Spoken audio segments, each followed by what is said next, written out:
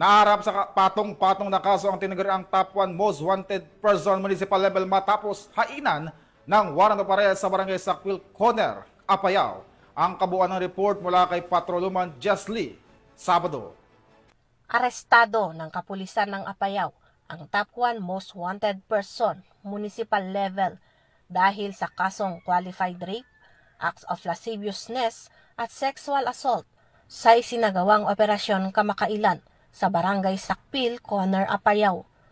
Naging matagumpay ang operasyon sa pangunguna ng 2nd Apayao Provincial Mobile Force Company, katuwang ang Conner Municipal Police Station, Regional Intelligence Unit 14, Regional Mobile Force Battalion 15, 5th Maneuver Company, Apayao Provincial Intelligence Unit at Apayao Provincial Investigation and Detective Management Unit.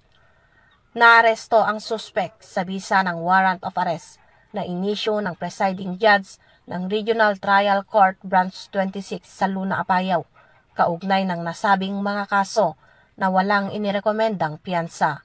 Kasalukuyang nasa kustodiya ng Conner MPS ang suspect para sa kaukulang dokumentasyon bago i-turn over sa kinaukulang korte.